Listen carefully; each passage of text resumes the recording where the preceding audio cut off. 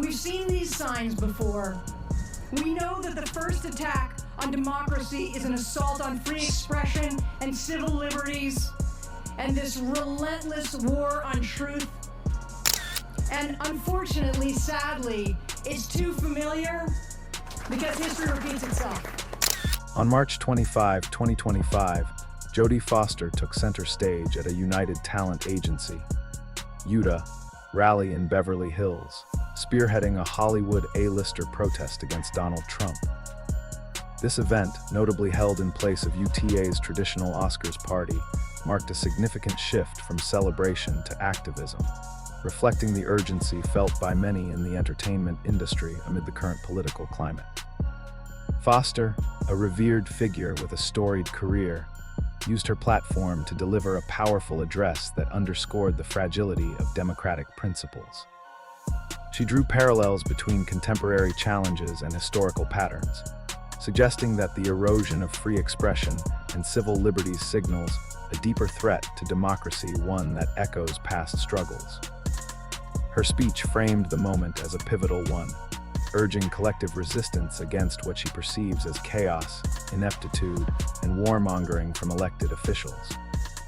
By invoking a sense of historical déjà vu, Foster emphasized that such assaults on truth and liberty are not new, but rather a recurring cycle that demands vigilance. Her call to action transcended partisan lines, appealing to individuals regardless of their background or voting history, and highlighted a universal stake in safeguarding democratic values. The decision to host this rally instead of a glamorous Oscars event amplified its symbolic weight, aligning Hollywood's influence with a broader societal pushback. Foster's leadership in this context was bolstered by her rare public activism, lending authenticity and gravitas to her words. She positioned the rally as a defining moment, one where attendees would later reflect on their presence and participation. Her rhetoric aimed to galvanize not just the creative community, but also the public, urging accountability from leaders and resilience against divisive policies.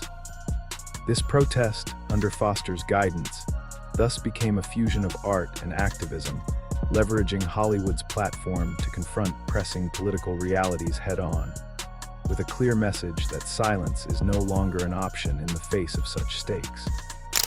So you're gonna remember where you were today and what you did at this particular time in history.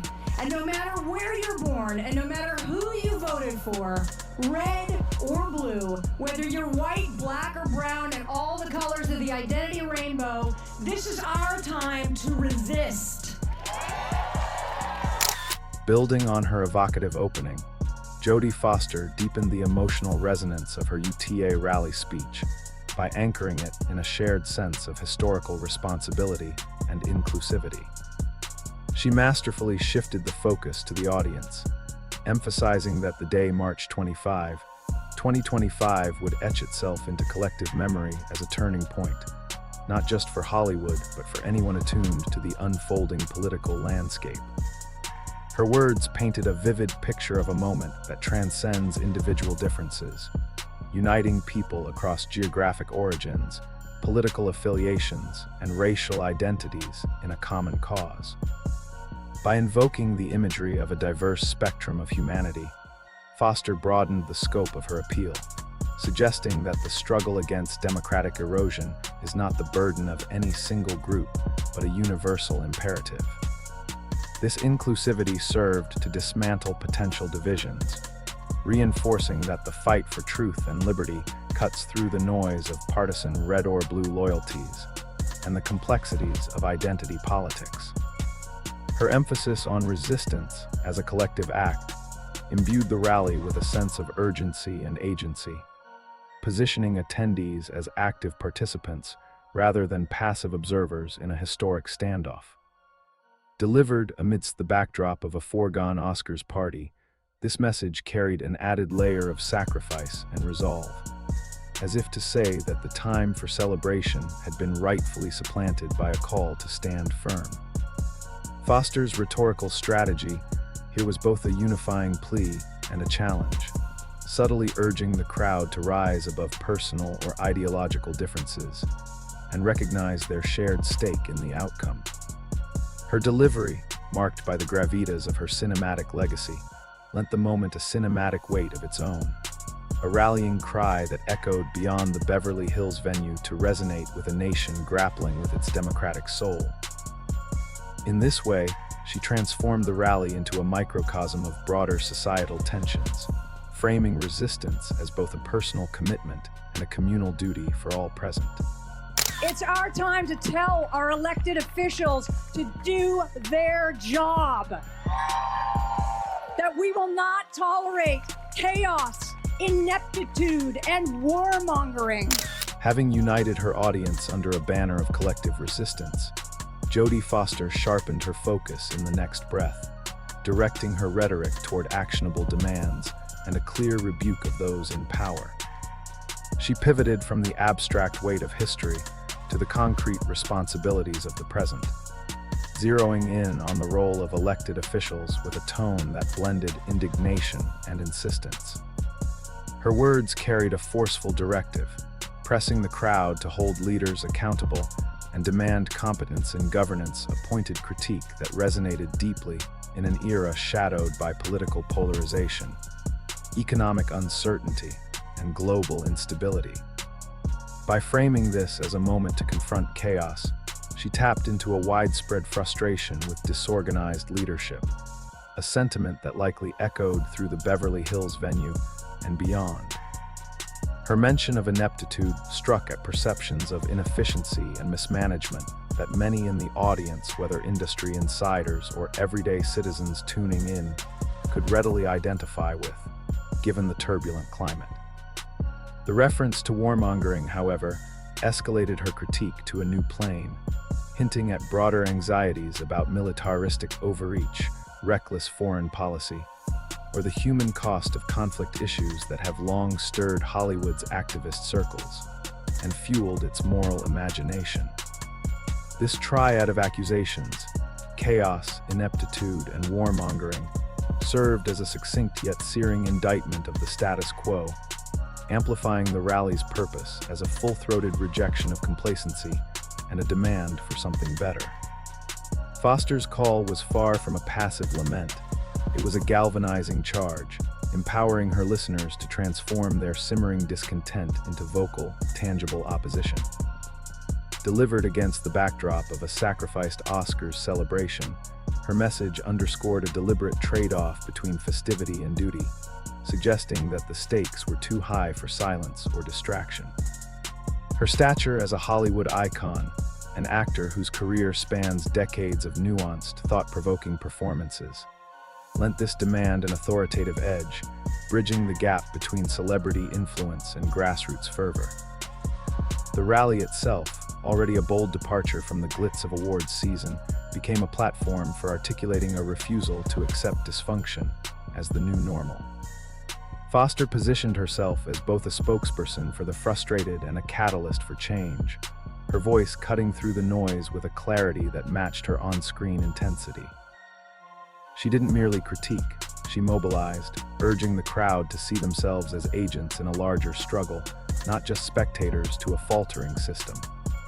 The energy in her delivery likely rippled through the audience, a mix of A-listers, industry professionals, and activists, all gathered in a space typically reserved for champagne toasts rather than calls to action. This moment also reflected Foster's rare but impactful forays into public activism, a choice that amplified her credibility. Unlike some peers who frequently weigh in on politics, her selective engagement made her words feel deliberate, earned through years of observation rather than reflex. The rally, under her leadership, thus became more than a celebrity stunt. It was a microcosm of broader societal tensions, a snapshot of a nation wrestling with its democratic soul. Her insistence that we will not tolerate carried a defiant promise, a line in the sand drawn not just for the elite in attendance, but for anyone disillusioned by leadership failures. By tying this intolerance to a demand for officials to do their job, she grounded her lofty rhetoric in a practical expectation, competence as a baseline, not a luxury. The subtext was clear. The chaos and warmongering she decried were not inevitable, but the result of choices, ones that the public could challenge. In doing so, she cemented the event as a bold stand against a backdrop of perceived governmental failure, urging a unified front to reclaim democratic integrity and restore faith in a system teetering on the edge. The weight of her words, paired with the symbolic shift from party to protest, left an indelible mark on the day, framing it as a clarion call for accountability in a time of reckoning. It's not just young, straight, single women who need reproductive rights. It's queer people, it's mothers, it's fertility patients and trans people and rape survivors, and all of us. Women in this country deserve better. We deserve to be making our own decisions, quietly or loudly, with the people we love, and for any reason we want to. So I just want to repeat that. We deserve the right to have an abortion. After igniting the UTA rally with a fierce demand for accountability, Jodie Foster carried her impassioned advocacy to a different stage, this time in Phoenix, Arizona, where she headlined an abortion rights rally on June 8, 2024. Speaking under the scorching desert sun, she broadened the scope of her message, weaving a tapestry of inclusivity that embraced a wide spectrum of identities and experiences. Her words painted a vivid picture of a diverse coalition, spanning queer individuals, mothers, fertility patients, transgender people, and survivors of sexual violence, united by a shared need for bodily autonomy. This expansive framing underscored her belief that reproductive rights are not a narrow issue confined to one demographic, but a fundamental concern that touches every corner of society. By highlighting this multiplicity, Foster challenged the often simplistic narratives surrounding abortion, insisting that the fight for choice is as varied as the people it affects. Her voice, steady and resolute, carried the weight of her cinematic legacy, amplifying the urgency of the moment in a city where reproductive freedoms have faced relentless scrutiny, especially in the wake of shifting state policies post-Roe v. Wade. In this new setting, Foster's rhetoric took on an even more personal tone as she zeroed in on the dignity of decision-making. She emphasized that women across the United States, regardless of circumstance, should have the freedom to navigate their choices with agency, whether in hushed conversations with loved ones or through bold, unapologetic declarations. This assertion of autonomy struck a chord in Arizona, a state grappling with its own contentious abortion laws, where access has been a flashpoint of debate. Her repetition of this core idea served as both a rallying cry and a reminder, reinforcing the stakes at a time when legal battles and ballot measures continue to reshape the landscape of reproductive rights. Foster's presence in Phoenix, a city pulsing with political tension, transformed the rally into a powerful statement of resistance, blending Hollywood gravitas with grassroots fervor. Her speech bridged the personal and the political, urging the crowd to see themselves as part of a larger struggle, one where the right to choose is non-negotiable, universal, and fiercely worth defending. It's not just young, straight, single women who need reproductive rights. It's queer people, it's mothers, it's fertility patients and trans people and rape survivors, and all of us. Having established reproductive rights as a universal imperative in her Phoenix rally speech, Jodie Foster deepened her argument by reinforcing the breadth of this cause with unwavering conviction. Under the blazing Arizona sky, she doubled down on the idea that these freedoms are not a luxury, a fringe demand, or a bargaining chip, but a foundational necessity for a society that values justice and dignity. Her words wove together an expansive coalition encompassing queer communities navigating identity and love, parents balancing the chaos and tenderness of raising children, individuals enduring the grueling hope and heartbreak of fertility treatments, transgender people asserting their right to self-determination, and survivors carrying the weight of trauma into a single, resonant narrative that pulsed with life. This deliberate inclusivity served to dismantle any lingering notion that the fight for choice belongs solely to a narrow stereotype, instead casting it as a shared human struggle that transcends labels, backgrounds, and lived experiences. In Phoenix, a city where abortion access has been a lightning rod amid shifting legal currents and fierce public debate, her repetition of this diverse tapestry felt like a defiant rebuttal to restrictive policies, a clarion call that the stakes ripple far beyond any single demographic. Foster's voice, tempered by decades of commanding attention on screen, carried a quiet fury that electrified the crowd, blending her cinematic gravitas with the raw, unfiltered urgency of the moment. This rhetorical move was more than a call to arms. It was a reclamation of narrative, a refusal to let the conversation be boxed in, oversimplified, or stripped of its humanity. By insisting that these rights are essential for all, she challenged the audience to widen their lens, to see the issue as a sprawling mosaic reflecting the messy, beautiful complexity of real lives. Her emphasis on this point in Arizona, a state synonymous with reproductive justice battles, underscored both the local and national stakes, where every rally, every raised voice could shift the balance in a region known for its razor-thin political divides. Foster's delivery transformed the event into a living testament to solidarity, her Hollywood stature amplifying the grassroots energy crackling through the desert heat. The repetition wasn't mere redundancy. It was a hammer striking the same nail, driving home the universality of the cause with relentless precision. She stood there, sweat beading under the relentless sun, bridging the abstract and the tangible, making it clear that this fight is as intimate as it is political. Her words landed with the weight of a veteran storyteller who knows how to hold a room, turning a rally into something cinematic yet grounded, a moment where the personal stakes of policy came into sharp focus. Far from the glitz of a soundstage, she spoke from a makeshift platform in a city wrestling with its identity, her presence a bridge between celebrity influence and the everyday Arizonans gathered before her. Nurses, teachers, students, activists, all united by a shared thread of defiance. Foster's approach also carried a subtle strategic brilliance, leveraging her platform to reframe a divisive issue as a unifying one. By naming such a broad swath of humanity, she disarmed potential critics who might dismiss reproductive rights as a women's issue or a partisan wedge, instead positioning it as a cornerstone of collective freedom. In a state where ballot initiatives and court rulings have kept abortion in the headlines, her speech felt tailored to the moment, a direct challenge to lawmakers, and a lifeline to those feeling the squeeze of tightening restrictions. The desert backdrop only heightened the drama, the stark landscape mirroring the stark choices at hand.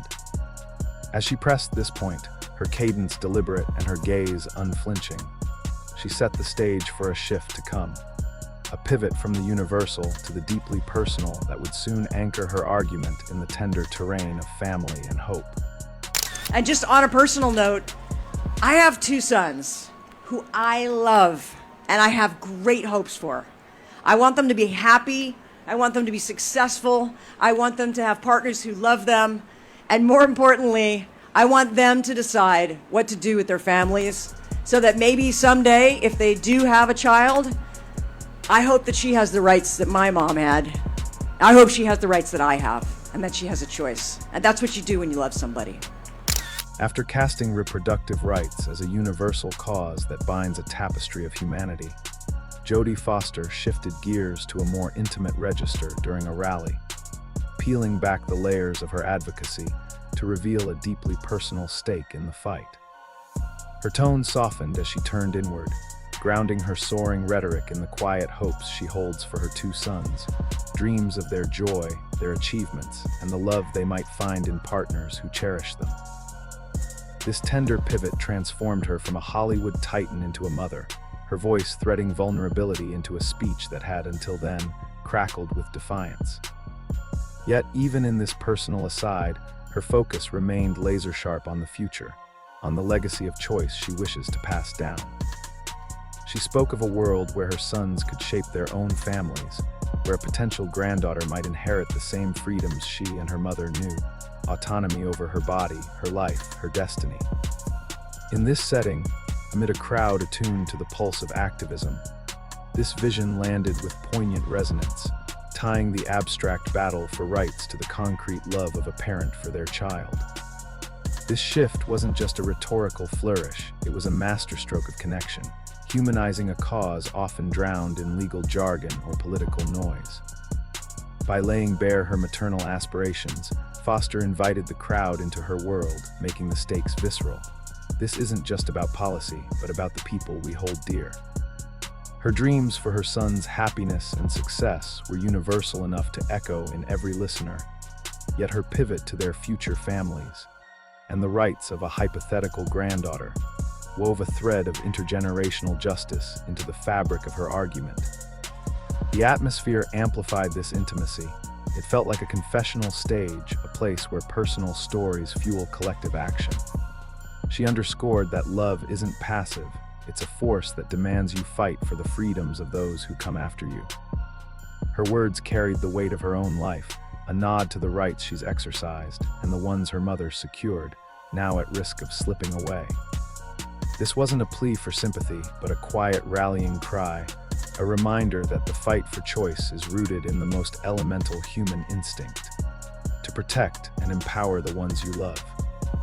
Foster's personal turn also served a strategic purpose, bridging the gap between the rally's broader themes and the everyday lives of her audience.